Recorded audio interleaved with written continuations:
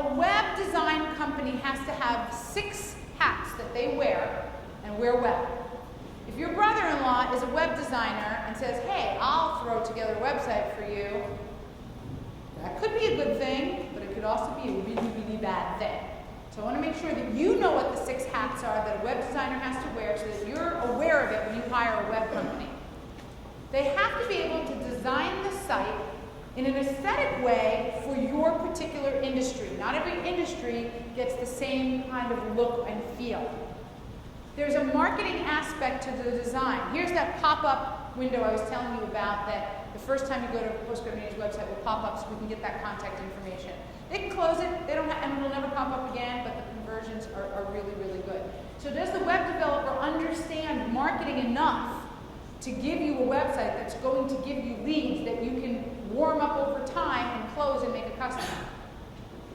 Do they understand SEO enough to set that website up so it's SEO friendly? Do they have that data?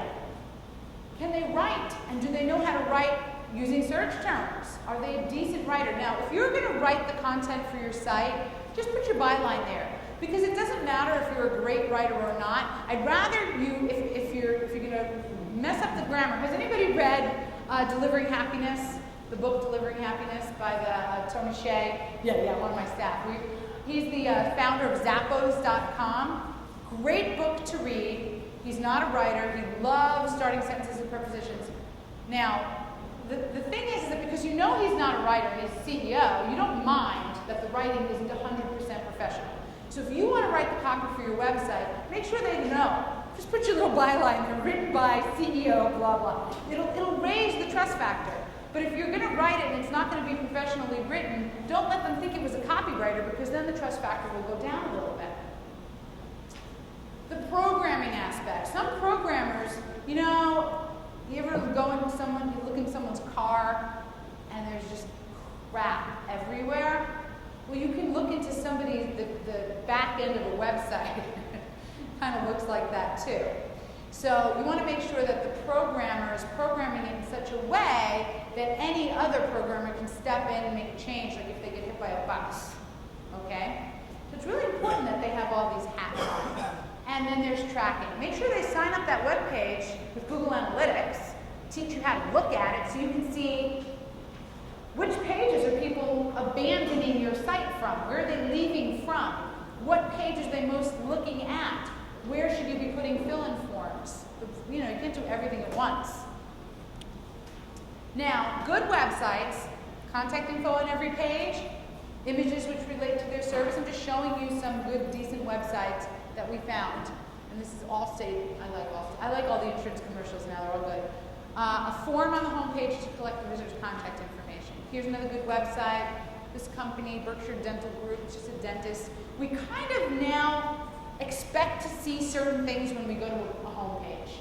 And if the home, and it changes all the time, slowly, but if the homepage has those ingredients, if the menu bar is where we expect it to be, if there's a nice big image that changes out and we can do it ourselves or wait for it to happen automatically, we expect to see that. It raises that trust factor. It makes us feel more comfortable with that website, thus more comfortable with that company.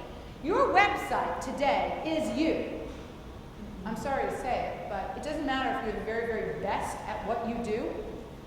If your website doesn't look like that, you are not the best at what you do. Your website is you, unfortunately. Or fortunately, because you can totally take a website and make it look amazing and still not be the best at what you do. Get business, but you won't keep it. A good website, Postgrad Media's website. Even though that's our old homepage, isn't it? Yeah. We just changed our homepage. We did a test with another homepage. Got better conversion, more people staying on the site. Here's a bad website, and they're a website design company. That's sad. If you're in the technical world, your website better be technically good. Better be, in the forefront of technology. If you're in the world of doing something aesthetics, an architect, a dentist, your website better be very aesthetic.